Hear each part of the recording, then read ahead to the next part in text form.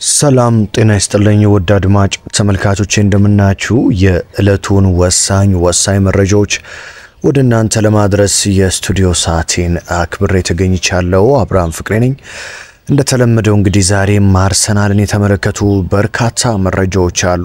በተለይም ስለ ቶማስ ፓርቴ የተሰማው መረጃ እንደዚሁም ደግሞ ዊሊያም ሳሊባ የውድድር ዓመቱ ከመጀመሩ በፊት ለደጋፊዎች መልእክት አስተላልፏል። በሌላ በኩል አርሰናል በዝውውሩ ለምን ዘገየ፣ የእውነትስ ዘግይቷል ወይ የሚሉ ጥያቄዎችንም እንመልሳለን።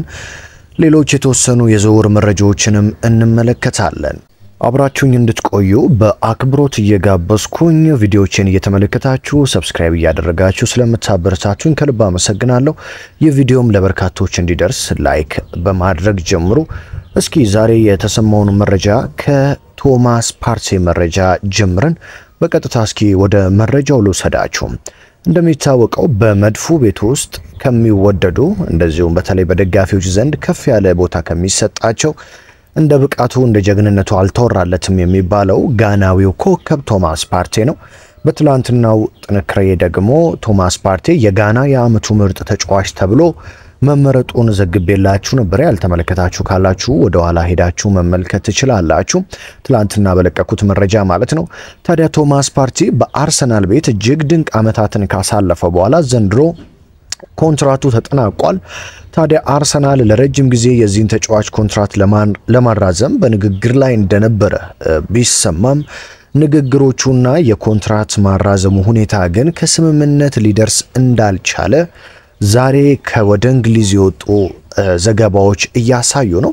በሰበር መረጃቸው እንዳጋሩትም ከሆነ ጋናዊው ኢንተርናሽናል ቶማስ ፓርቴ በአርቴታ ቢወደድም በአርሰናል ፕሮጀክት ስር ግን እድሜው ከመግፋቱ አንጻር በደሞዝና በጥቅማ ጥቅም ጉዳይ ሊስማማ አለመቻሉ ነው እየወጡ የሚገኙ መረጃዎች የሚያሳዩት። እንደምታውቁት ቶማስ ፓርቴን በርካታ ቡድኖች ይፈልጉታል። የቀድሞ ቡድኑ አትሌቲኮ ማድሪድ ዳግም ቶማስ ፓርቴን ወደ ስፔን ላሊጋ መውሰድ ይፈልጋል። ባርሴሎናም የተወሰኑ ፍላጎቶችን አሳይቶ እንደነበረም የሚታወቅ ነው።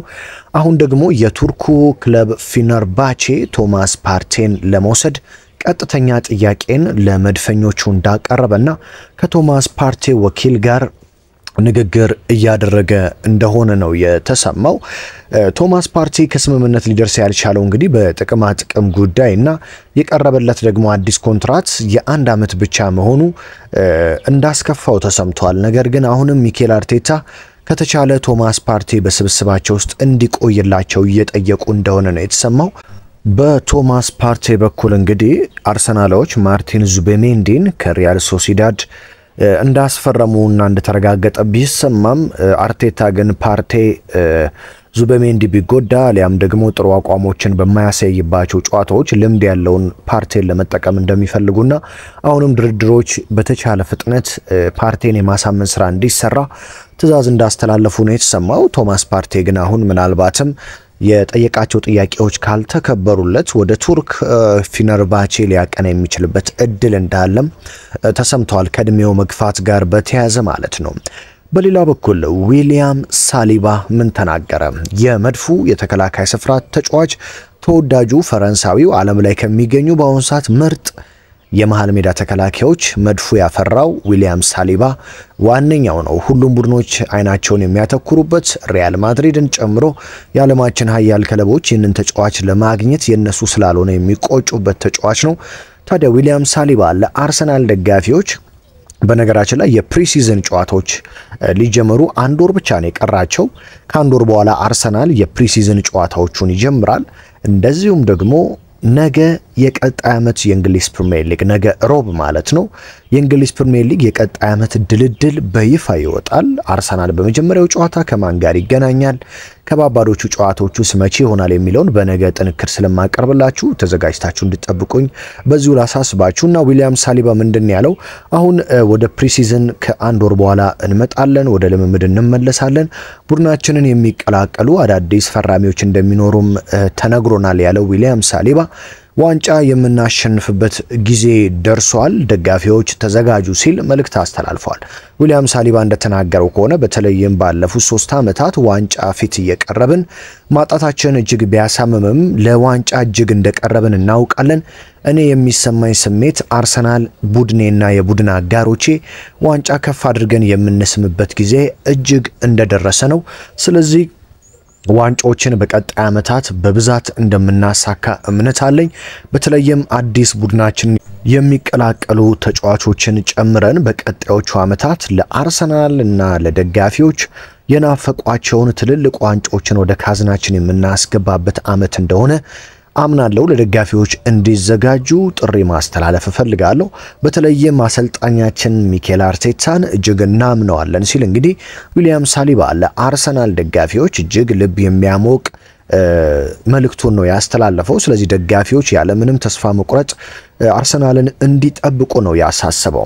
የብዙዎቻችሁ ጥያቄ አርሰናል በዝውውር መስኮቱ ለምን ዘገየ የሚል ጥያቄ ነው። ነገር ግን አርሰናል የእውነት በዝውውር መስኮቱ ዘግይቷል የሚለውን ስናነሳ እንደኔ አርሰናል በዝውውር መስኮቱ ምንም አይነት መዘግየት አላሳየም። በነገራችን ላይ የዝውውር መስኮቱ በይፋ የተከፈተው ትላንትና ጁን 16 ነው። ስለዚህ ገና 2 ወራት የዝውውር መስኮቱ ገና 2 ወራት ይቀሩታል። በእርግጥ ሌሎች ቡድኖች ከፍተኛ ዝውውሮችን አድርገዋል። ማንቸስተር ሲቲን ብንመለከት ከጥር የዝውውር መስኮት ጀምሮ በአጠቃላይ ከ300 ሚሊዮን ፓውንድ በላይ መድበዋል አውጥቷል። ሊቨርፑልም ደግሞ እንደ ፍሪምቦንግ እንደ ቪርትዝ ያሉ ተጫዋቾችን አሁን ደግሞ ሜሎስ ኪርኬዝን ከቦርንማውዝ ያስፈርማል። ቼልሲም እንግዲህ ወደ 80 ሚሊዮን ፓውንድ በሚጠጋ ገንዘብ ሊያም ዴላፕን ሌሎች የተወሰኑ ተጫዋቾችንም ያመጣ ቡድን ነው። ማንቸስተር ዩናይትድ እንደ ማቴዎስ ኩኛ ያሉ ተጫዋቾችን በ62 ሚሊዮን ፓውንድ አካባቢ አምጥቷል። አርሰናል ምንም ተጫዋች አላስፈረመም ማለት አይቻልም። በእርግጥ ተጫዋቾች በይፋ ፊርማቸውን ባያኖሩም መልእክት ባያስተላልፉም እንደ ማርቲን ዙቤሜንዲ እንደዚሁም ደግሞ በግብ ጠባቂነት ዴቪድ ራያንም ሊያስቀምጥ የሚችል እና ሊፎካከር የሚችል በጣም ልምድ ያለው ግብ ጠባቂ የሆነውን ኬፓ አሪዛባላንጋንም እንዳስፈረመ እንደተረጋገጠ የሰማናቸው መረጃዎች ናቸው። ስለዚህ 2 ተጫዋቾችን አርሰናል አስፈርሟል ማለት እንችላለን። በእርግጥ ዝውውሮች አልቀዋል ተብሎ ተጠልፈው ብዙ ጊዜ ተመልክተን እናውቃለን። ነገር ግን አሁን ባለው መረጃ መሰረት አርሰናል ካሁኑ ገና 2 ተጫዋቾችን አስፈርሟል። በተለይም ማርቲን ዙቤሜንዲ እጅግ ወሳኝ ቦታ ነው። ምክንያቱም የነ ቶማስ ፓርቴ እድሜ መግፋት ለአርሰናል የመሃል ሜዳ ቶማስ ፓርቴ ሲታጣ ምን ያህል ክፍተት እንደሚኖር ይታወቃል። ስለዚህ የማርቲን ዙቤሜንዲ ዝውውር ቀላል ሳይሆን እጅግ ወሳኝ ውሳኔን የፈለገና በጣም ምርጥ ዝውውር ከምንላቸው ውስጥ ሊከተት የሚችል ነው። ምክንያቱም ማርቲን ዙቤሜንዲን ስንመለከት ባለፈው ዓመት ሊቨርፑል ምን ያህል በጥብቅ ፈልጎት እንደነበረ እናስታውሳለን። በእርግጥ ማርቲን ዙቤሜንዲ ባለፈው ዓመት ክረምት ላይ ለሊቨርፑል ቃሉን ሰጥቶ ነበረ ሊቨርፑልን እንደሚቀላቀል ለክለቡ ቃሉን ሰጥቶ የነበረ ቢሆንም በስተመጨረሻ ግን ቃሉን ቀይሮ እንግዲህ በዛው ለመቆየት ወስኗል። ታዲያ አሁንም በአርሰናል ላይ ቃሉን ሊቀይር ይችላል የሚሉ የሪያል ማድሪድ ልሳን የሆኑ መገናኛ የስፔን መገናኛ ብዙሃን በስፋት ቢዘግቡም ነገር ግን ታማኝ የሚባሉ ደግሞ እንደ ዴቪድ ኦርስቲን እንደ ፋብሪዚዮ ሮማኖ ያሉ ደግሞ ትልልቅ ጋዜጠኞች የለም የማርቲን ዙቤሜንዲ ጉዳይ ያለቀ ነው፣ የሚቀረው ሕክምናና ወረቀት ለፊርማ ማኖር ብቻ ነው እንጂ ሁሉም ነገሮች ሰነዶች ጭምር በይፋ አልቀዋል ሲሉ እንግዲህ ለአርሰናል ደጋፊዎች እፎይታን የሚሰጥ መረጃን ካጋሩ እንግዲህ ሰንበትበት ብለዋል። ስለዚህ ማርቲን ዙቤሜንዲ በእነዚህ በቀጣይ 2 ሳምንታት ወደ መድፉ ቤት መጥቶ ይፈርማል የሚሉ መረጃዎች አዲስ ነገር እስካልተፈጠረ ድረስ ይህ ነው ያለው ማለት ነው። ወደ አጥቂ ጉዳይ ስንመጣ አርሰናል እንግዲህ በአሁኑ ሰዓት በገበያው ላይ ጥራት ያላቸውን አጥቂዎች እየተመለከተ ነው። ነገር ግን በገበያው ላይ ጥራት ያላቸው አጥቂዎች አሉ ወይ የሚለው በራሱ ትልቅ ጥያቄ ነው። በአሁኑ ሰዓት በዝውውር ገበያው ላይ ያሉ አጥቂዎች እንደ ቤንጃሚን ሼሽኮ ያሉ ጥራት ያላቸው አጥቂዎች አሉ። እንደዚሁም ደግሞ ቪክተር ዮኮሬሽም አለ። በሌላ በኩል ደግሞ የፍራንክፈርቱ ሁጎ ኢኪቲኬም አለ። ነገር ግን አርሰናል ዋነኛ ትኩረቱ ቤንጃሚን ሼሽኮ እንደሆነ ነው የሚታወቀው። በአሁኑ ሰዓት አጥቂ የሚፈልግና አርሰናልን የሚፎካከረው ቡድን አለ ወይ ብለን ብንጠይቅ አርሰናልን በዝውውር መስኮቱ ላይ በአጥቂ ፍለጋ ላይ የሚፎካከረው ቡድን አለ ለማለት ይቸግራል። ማንቸስተር ሲቲን ብንመለከት ኤርሊንግ ብራውት ሃላንድ አላቸው።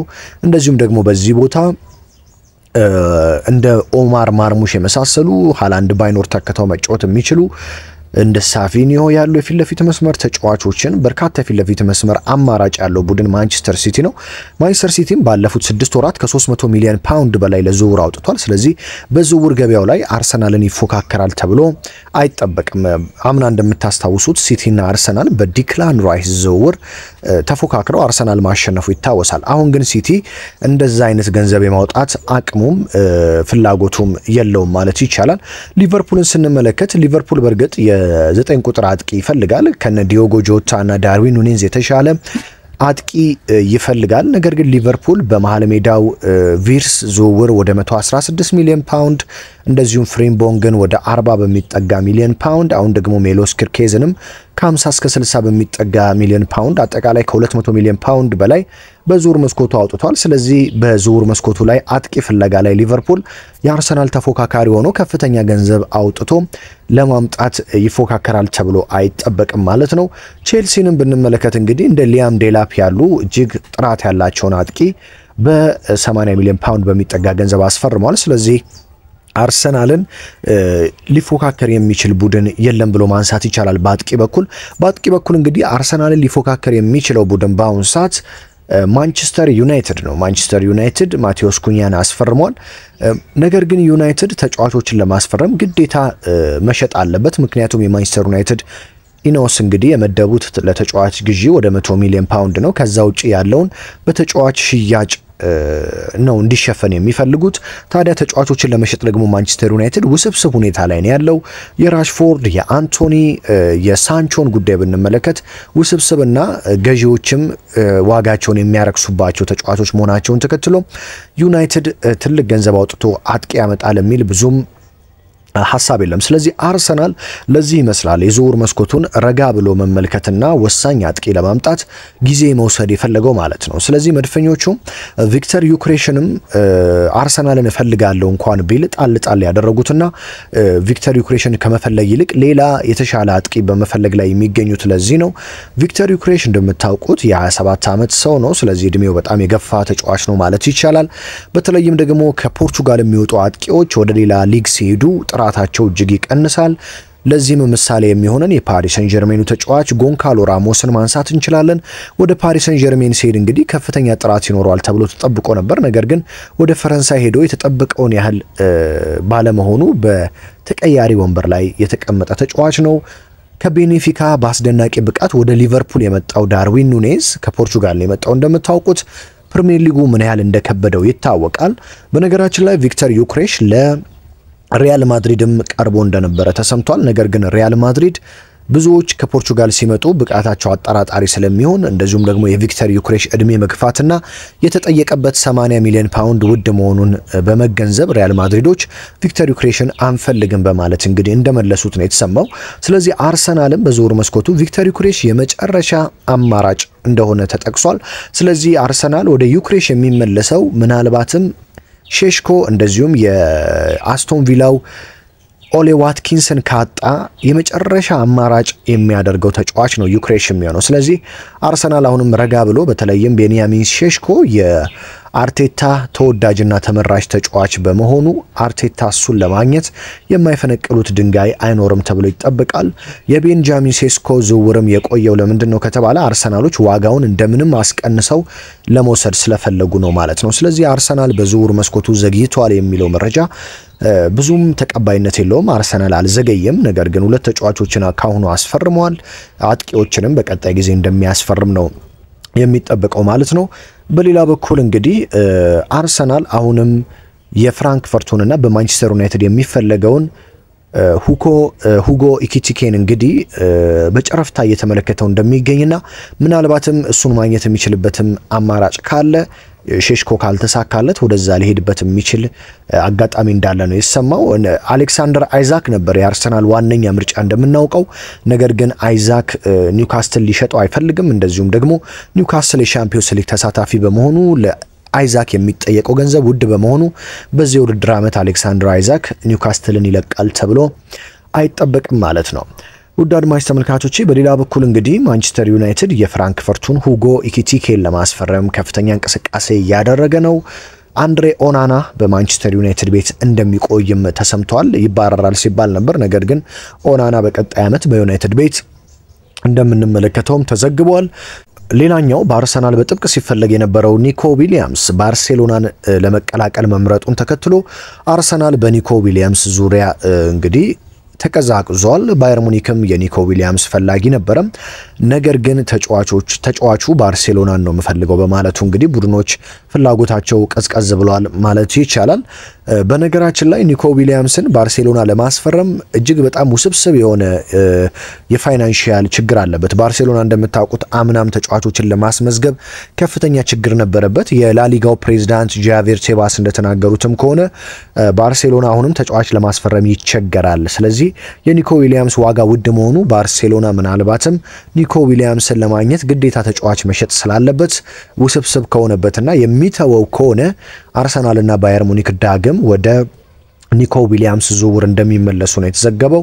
ኒኮ ዊሊያምስ ግን ባርሴሎናን ከነ ላሚን ያማል ጋር ለመጫወት ምርጫው እንዳደረገ ተሰምቷል። ባርሴሎና እንግዲህ በአሁኑ ሰዓት የሚሸጠው ተጫዋች አለው ወይ? እንደ አንሱ ፋቲ ያሉ ተጫዋቾችን መሸጥ ቢፈልግም ባርሴሎና፣ ነገር ግን የኒኮ ዊሊያምስ ዋጋ ውድ መሆኑ ምናልባትም ዝውውሩ ላይ እክል ሊፈጥር ይችላል።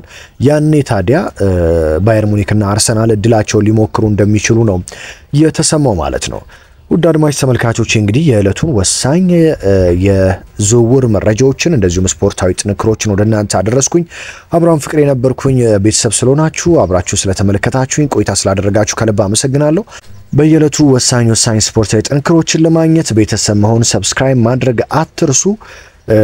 እነዚህም ቪዲዮዎችንም ሼር ላይክ ማድረግ እንዳትረሱ ያሳሰብኩኝ። ስለምታበረታቱኝ አሁንም ከልብ ለማመስገን እፈልጋለሁ። በሌላ ጥንክር በሌላ ወሳኝ መረጃዎች በነገው ዕለት እንግዲህ የእንግሊዝ ፕሪሚየር ሊግ የቀጣይ ዓመት ድልድል ይፋ ይደረጋል። በእነሱ መረጃዎች ደግሞ በስፋት ይዤላችሁ የምመለስ ይሆናል። ስለዚህ በሱና በሌሎች ጥንክሮች ዳግም እስከምንገናኝ ድረስ ቪዲዮዎችን እየተመለከታችሁ እንድትቆዩኝ በአክብሮት ጋብዛለሁ። ሰላም በያላችሁበት ተመኘውላችሁ።